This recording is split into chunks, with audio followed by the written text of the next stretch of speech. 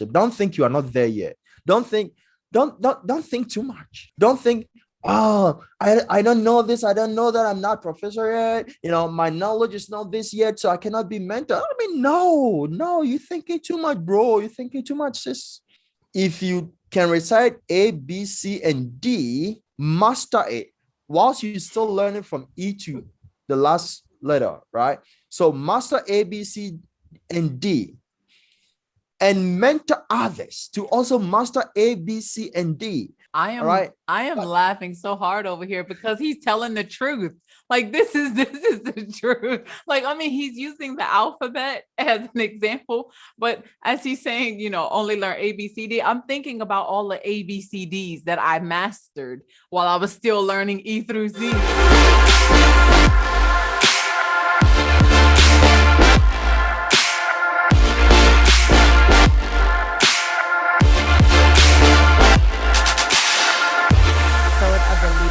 Podcast.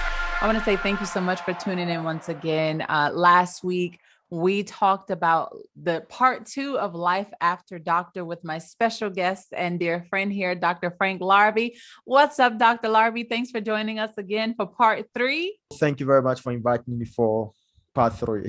Thank you. I appreciate it. No problem. All right. So today, based on what we talked about last week we talked about being employable after graduation and how to find some work experience, but we didn't really go too much into the details of the different types of experience you can get pre-graduation. So on today's episode, that's exactly what we're going to be talking about today. We're going to be gleaning from Dr. Larbi and his experience because he, unlike myself and probably others, he actually got that pre-graduation experience prior to completing his PhD. While I was working 2 jobs during my doctorate, and I was really focusing on my research at the time.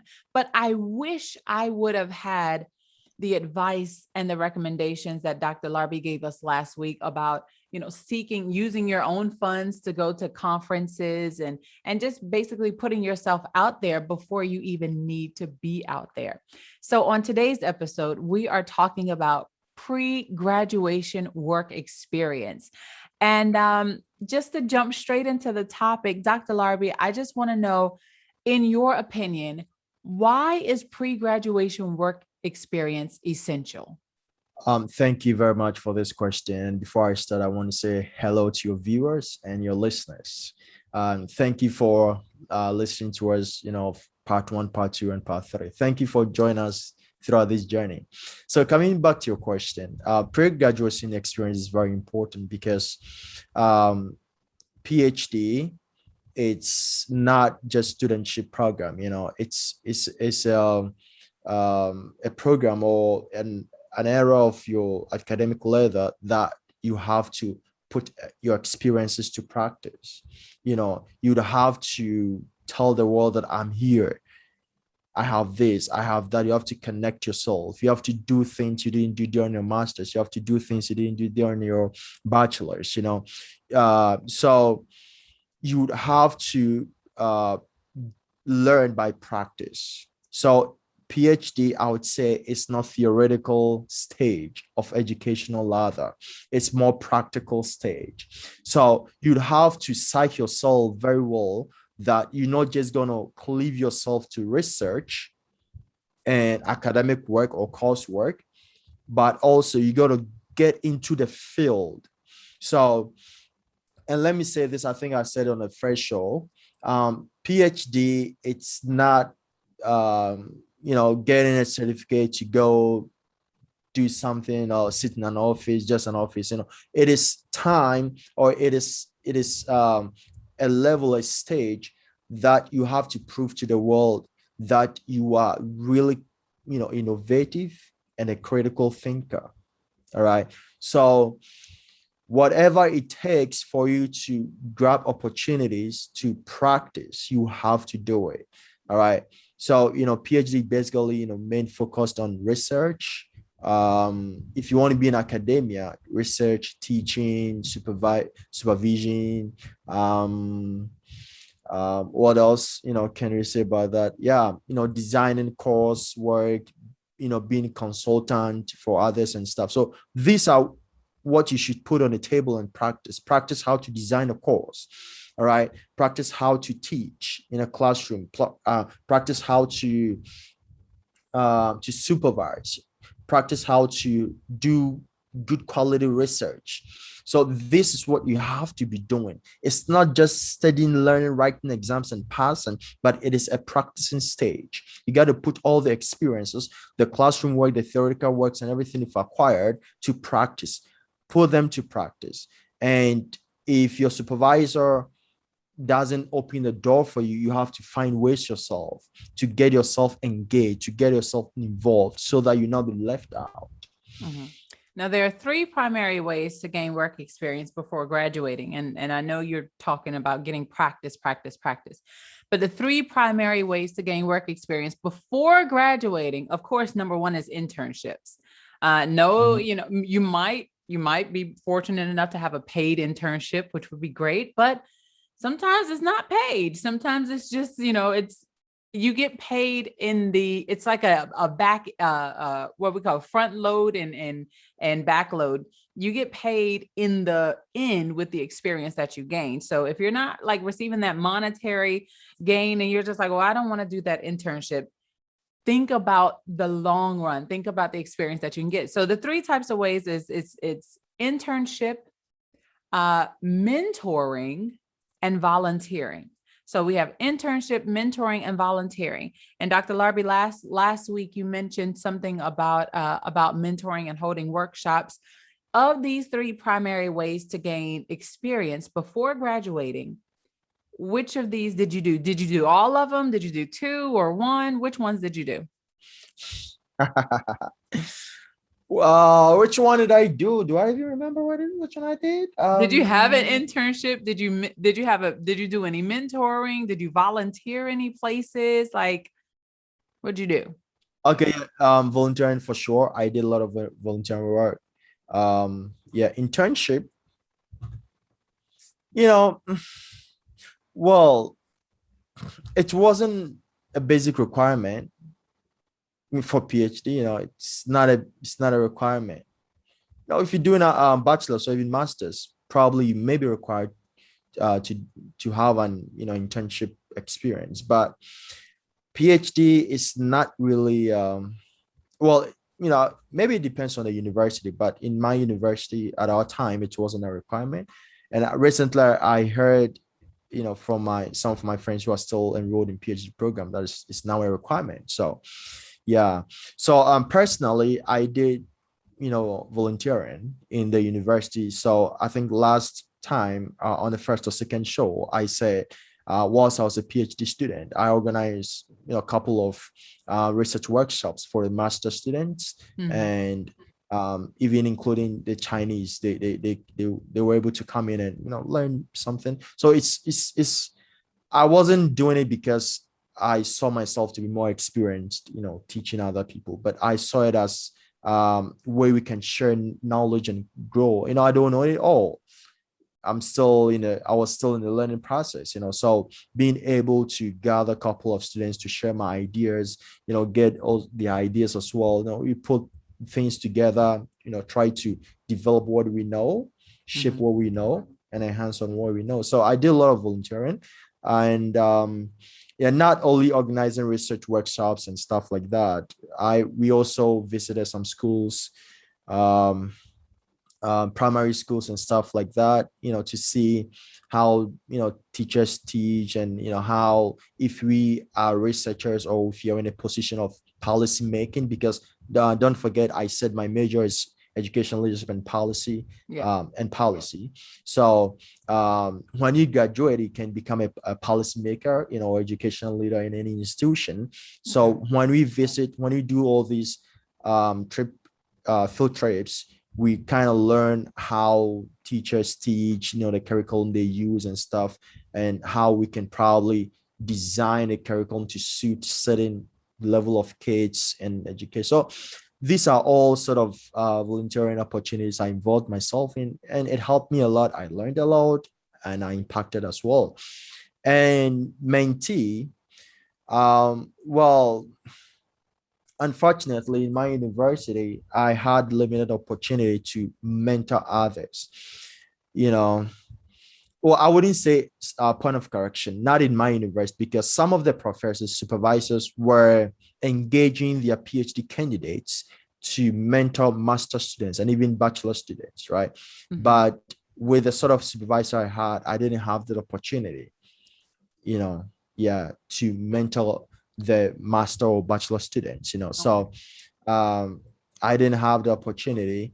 However, I had friends, like most especially master students, who were always coming to me with their research and stuff, and I was helping guiding them. So I would say unofficially, I mentored a couple of people, but it wasn't official. That's why I'm saying it this way. Okay.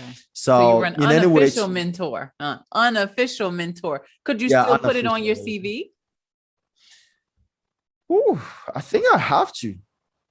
Well, It's then, not on my CV, but I have to. Yeah, you're right. yeah, I I mean, it's have. Yeah, experience, right? I mean, right. whatever you mentored them in, whether it was, because mentoring doesn't necessarily have to come from a particular program in your university. I mean, if students are coming to you and you're spending time, like you are giving your time, you're gifting your time, and they're being able to use that wisdom. That's mentoring. That's mentorship. So Exactly. Yeah, you're right, because it doesn't have to be an official appointment. no, With the appointment letter handed over to you that, hey, you're a mentor of this, right. So you're right. Yeah, because I help. I'm not saying this to, to boost or to, yeah, but I help a couple of friends, to go through their thesis, and they were able to graduate successfully. Not only their thesis, their PPT preparation and presentation. Guided them how to present, how to prepare your PPT to be very catchy and stuff like that. Yeah. Yeah, that's Uh, mentoring. So and I won't even say it, I wouldn't say it's unofficial. I would say that it is like what is it? It doesn't carry a university's brand on it, but a lot of mentor programs that I was aware of, they didn't necessarily have that. Like, I mean, unless you went to like when I think of mentoring, I think of like a community program, something that, and that's basically what you did. So So we have to create opportunities for ourselves. All this I'm talking about, no one asked me to do it. And yeah. that's why I said that I wasn't handed any appointment letter to do this or to do that. It's willingly, because I wanted to learn. Yeah. Yeah. And I say this, and I will say this again and again and again. Effective learning doesn't happen in the classroom. It happens outside the classroom, because the classroom is where we learn theoretical stuff. Outside the classroom is where we apply the theories we've learned in a classroom. Okay. So if you don't put yourself in a situation that you'll be able to apply the things you learn in a classroom, then all the theories you've acquired will go waste. Right. So the three things you mentioned, internship, volunteering, and mentorship, right? These are the three things you mentioned. My advice to all the listeners, whether you are a master student, bachelor student, or PhD student or candidate, please try as much as possible to put yourself in one or even three of them. Because let me tell you what, education takes chunk of our youthfulness. PhD program I don't can know take what you you're like, talking about. I'm forever young. I'm going to be forever young. It takes a chunk of your youthfulness, but I'm going to stay young forever. exactly. I mean, this is a personal motivational statement, to feel good, but let's face the reality. Here you go with your exactly saying the opposite of what I'm saying. Exactly. Oh man, I wish I had time to explain this insider, but let me just tell you, Dr. Larbi says exactly to things that's the complete opposite. So the things that he does not agree with, he says exactly. It's not necessarily sarcasm, but it's just, it's just enough to like really like make you be like, why are you saying exactly? It's the opposite of what you said. So I just had to come up and say that. it's a defense mechanism, because when I say exactly and I come in with with opposing view, when I say exactly, you'd be like, oh, he agrees with me. Like, you'd be cool. Yeah, he agrees. And I hit him with if you know opposing. him. So, Not if you know him. If you don't know him, you'll be like, when he says exactly, you're gonna be like, oh, he agrees. And then he comes in and says the exact opposite. And you're like, you just said exactly. This is the total opposite of exactly. Like, what? So if you know him when he says exactly, you're like, why? he's coming to argue. Why? Why are you even about to say? Oh. Anyways, okay. So back to what you were saying. He says education takes a chunk out of your youth. It does, because it's a huge. It's like it's an investment. It's an investment Right. of time. So. Yeah, thank you for adding that investment of time. Yeah. So, listeners, education, as I said before, takes chunk of your youthfulness. And if you don't put the knowledge you acquire in education to effective practice, by the time you finish or you go through all these processes, all this journey of education, you'll be getting out of the system. Do you get me? So let's say like you're privileged to go through all the processes without pausing in between, from bachelor's, master's, and PhD. So if you go through all this, probably after your PhD, you're gonna be like like 26, 27 years, right? Yeah, like, because like you finish your bachelor's like say 22. All right, master's 2 years, 24, Oh, yeah. PhD 4 years, Yeah. 28, right? 28. So 28, you are now coming to start work at the age of 28. You are now coming to tell the world that I'm here at the age of 28. While some people start at the age of 18, whilst others start at the age of 20. You are now coming to start at the age of 28. So by the time you get experience to develop yourself, you'll be like 35 or so. And mind you, there are other things in life that we give priority to. You're thinking about marriage, you're thinking about raising, babies and all this kind of stuff, which will drag your attention a little bit. So by the time you get fully, grounded in your field, you'll be getting to that age like 40 years. But mind you, those who started way earlier before you will be much advanced in experience than you. And you can't compete with them in terms of experience. That is why we have to take opportunity of our years in school. Don't say, I'm studying, so I'm studying. That is why I'm studying every day. You're at the library. Your eyes are facing the book every day, library, writing exams, passing, and doing nothing else. This is waste of your youthfulness. I'm not saying don't go to a library to study. I'm not saying don't study hard and stuff like that. You have to study smart, not hard. Study smart, right? And the effectiveness of studying, of learning, I'm rating this. It happens outside the classroom. Get involved whilst you are a student, whilst you are studying. Involve yourself in a lot of volunteer activities in the society. Involve yourself in internships, in mentee programs. Talk to companies. You want to learn, you want to practice every vacation. Put yourself out there. Don't go sleep in your mother's sofa during vacations. You got to put all these experiences to work. Go out. If you need to sell things on the street to get experience, do it. Marketing, accounting, all these things, do it. All right. If you need to volunteer in a company to keep their records, accounting records and stuff like that, even if they are not paying anything, my brother, my sister, you got to do it.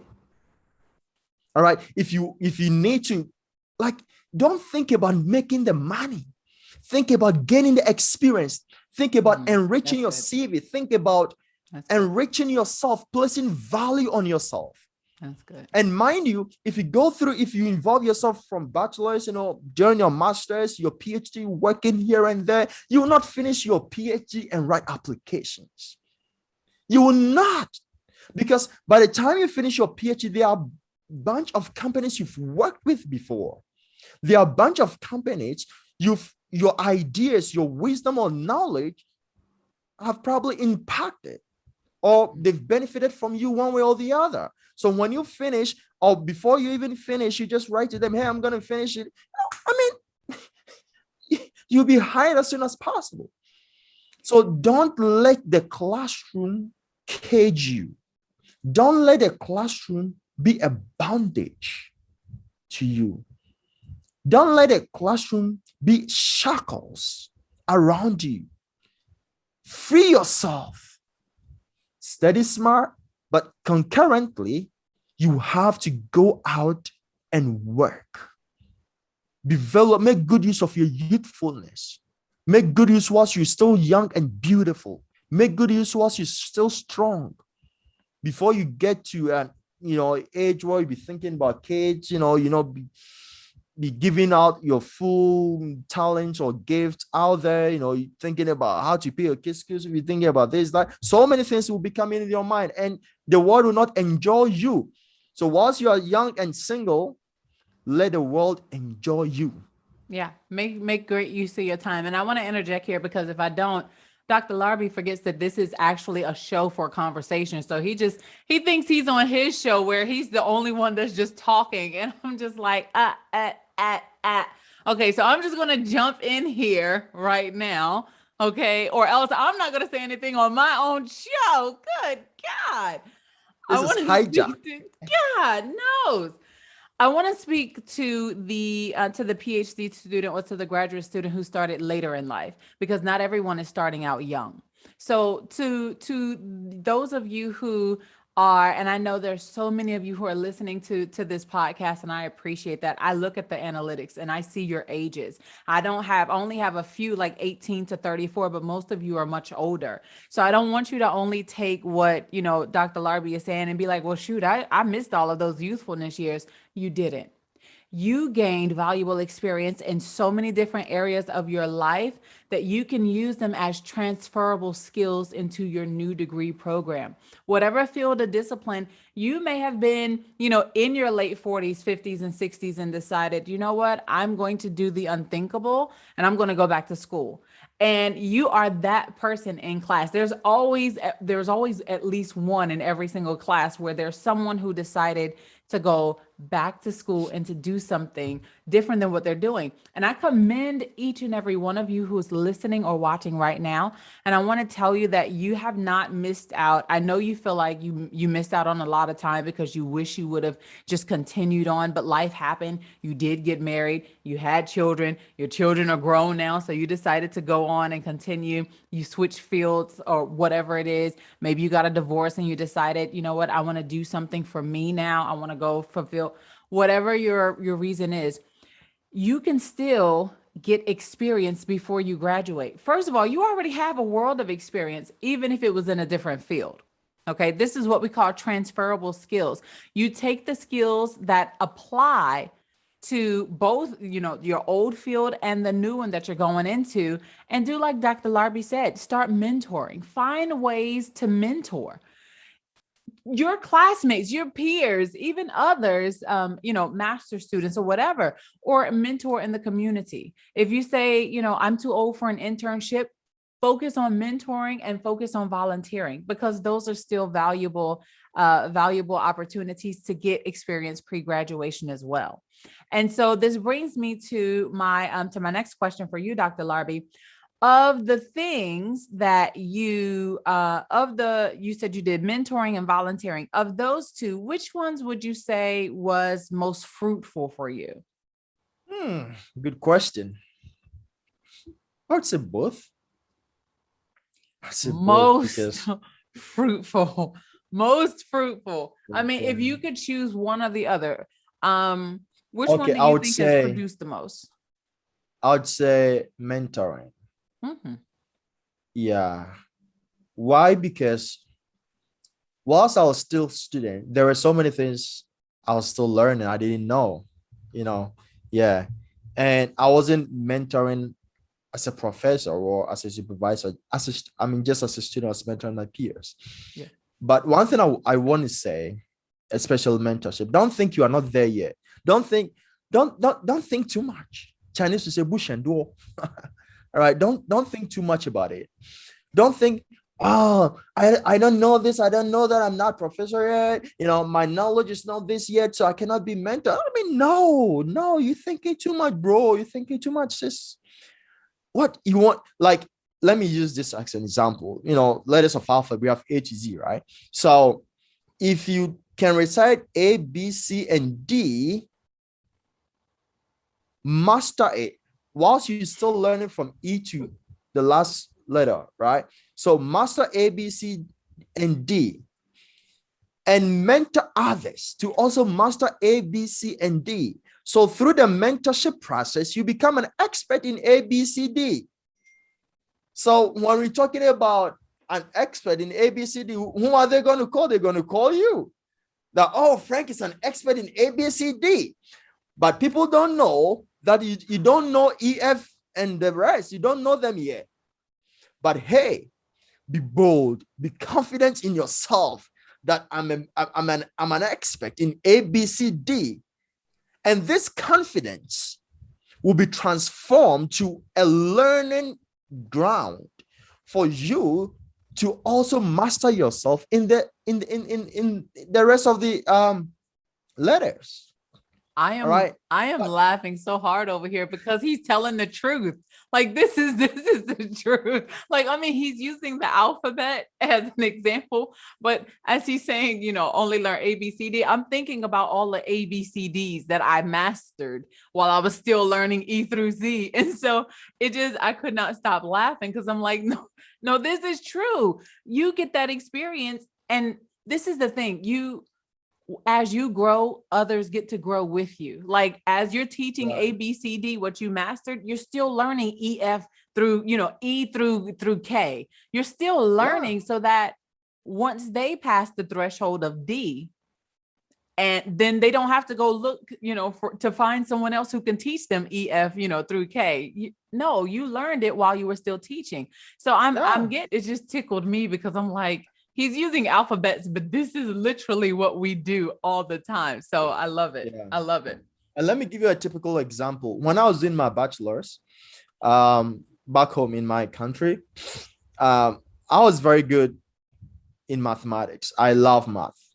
I eat math. I breathe math. Math is my hobby. So I wasn't studying math. I wasn't learning math at school.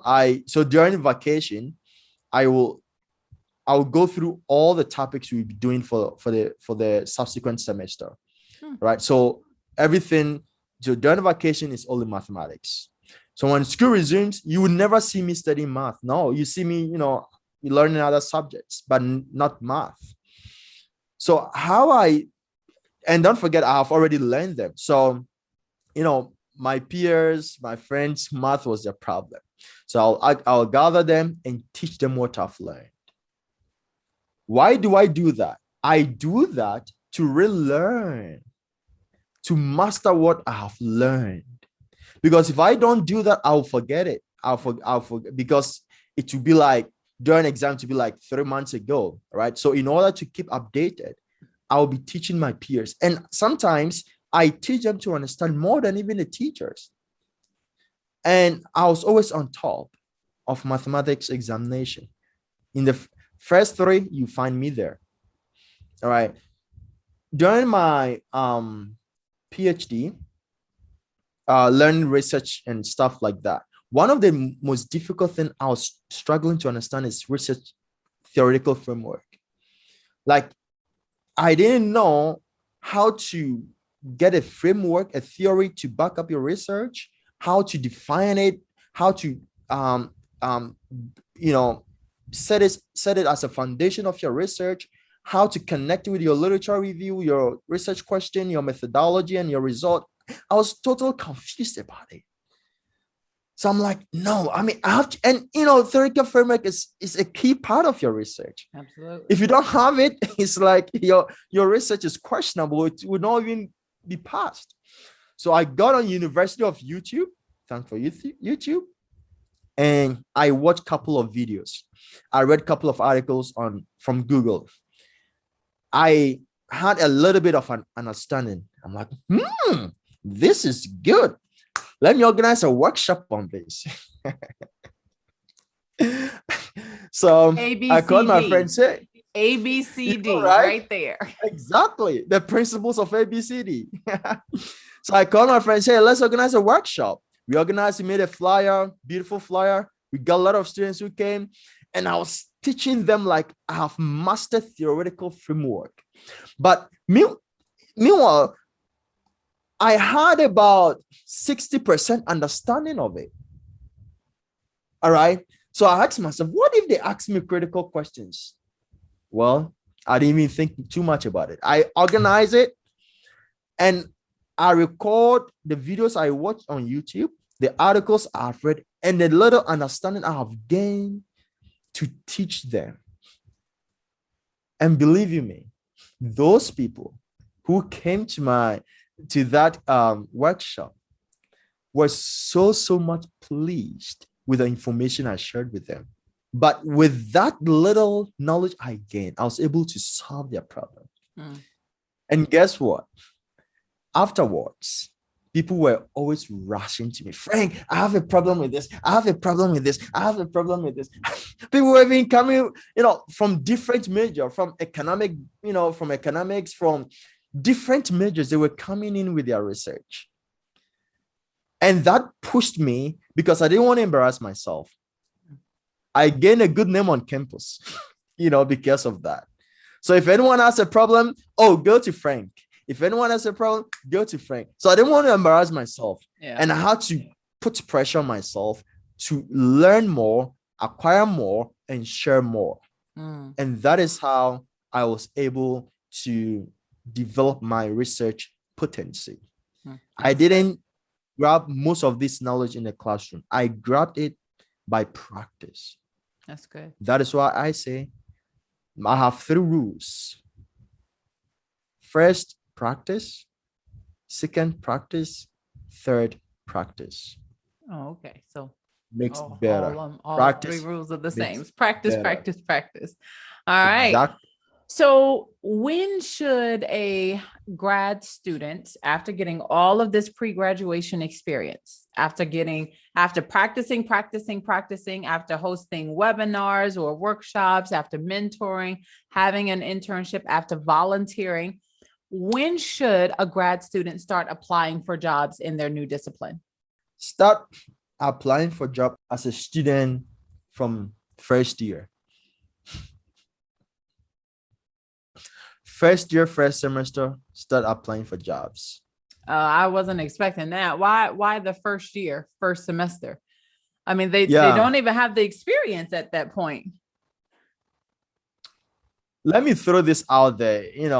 I know people will not be happy to hear that, but that is me, man. I hit the nail on it head. I don't say things to please people, but you'll be a fool to wait till your graduation time before you apply for jobs. You'd be a fool to do that.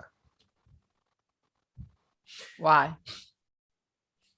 And try to keep the answer, if possible, to less than a whole dissertation. Okay, so let's try to be timely if possible. Okay, so why? I'll try my best. All right. So first of all, I say start applying for jobs first year, first semester when you're enrolled in a program. Before you get enrolled in any program, you should learn or read about job availabilities of that major. So for example, if you're reading economics, you should know what you're gonna do with the knowledge you've acquired with your certificate. So if someone asks you, what are you going to do with economics? I don't really know. I'll see. You're very stupid to say that. You don't know what you're going to do with economics? And you got enrolled? You don't know what you're going to do with education? And you get enrolled? Don't be dumb. All right? So before you get into the program, read about it. What can you do after graduation? What can you do with a certificate?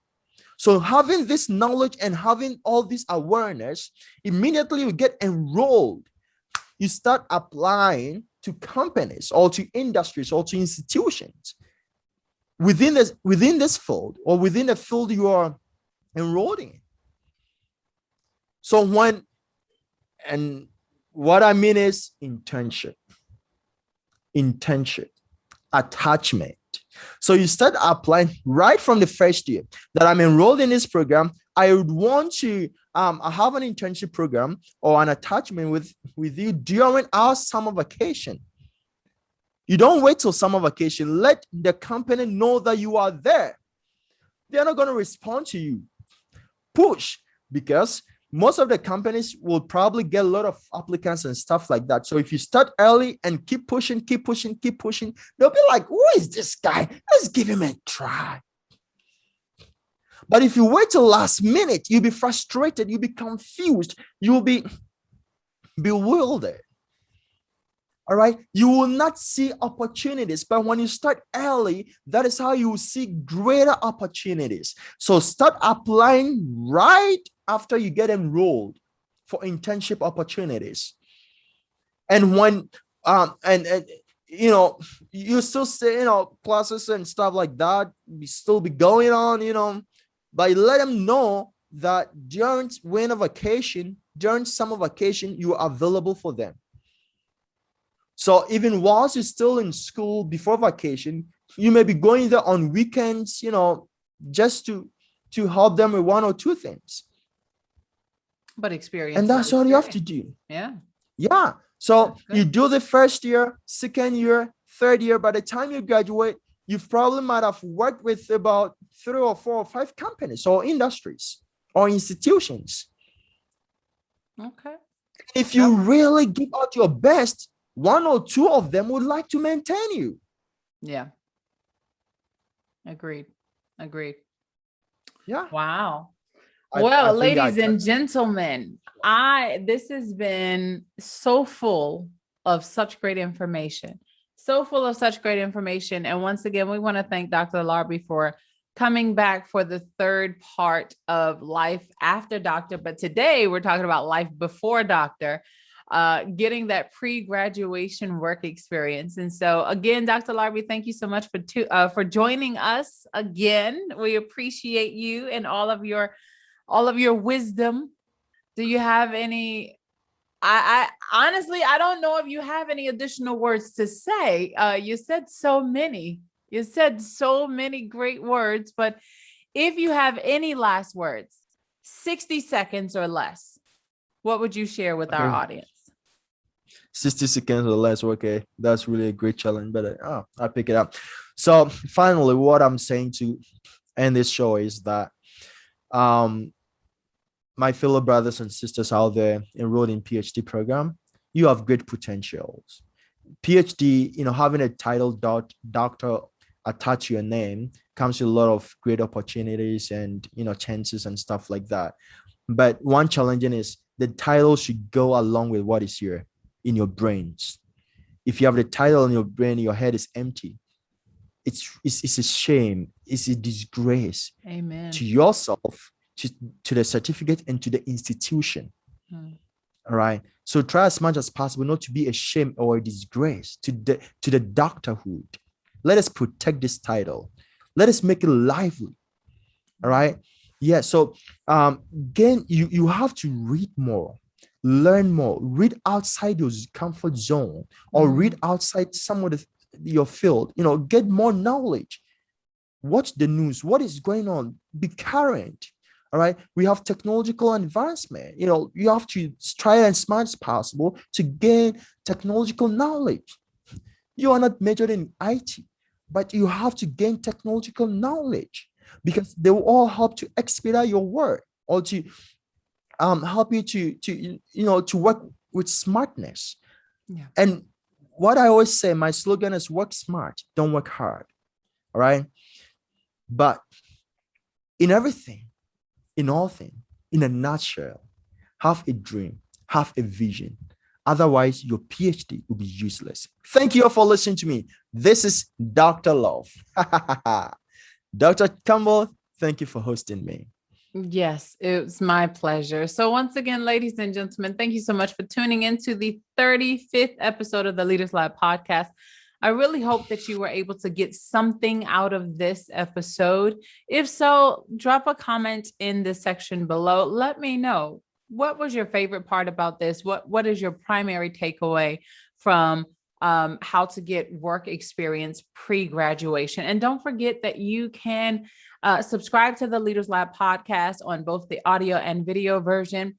Download today's episode on the audio version in iTunes or Google Podcasts or Spotify, wherever podcasts are playing. Rate and comment and share so we can continue to reach millennial global entre leaders everywhere. And don't forget that you can connect with me on social media everywhere at DrCharityTV and on Facebook at DrCharityTV page. And you can also connect with Dr. Frank Larbi on his new YouTube channel. You can catch his link in the show notes below and also in the description box. So thank you once again for tuning in, and I'll see you guys next week in the lab.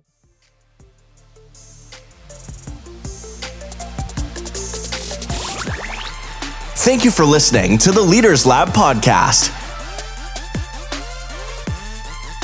Visit our website at www.drcharitytv.com.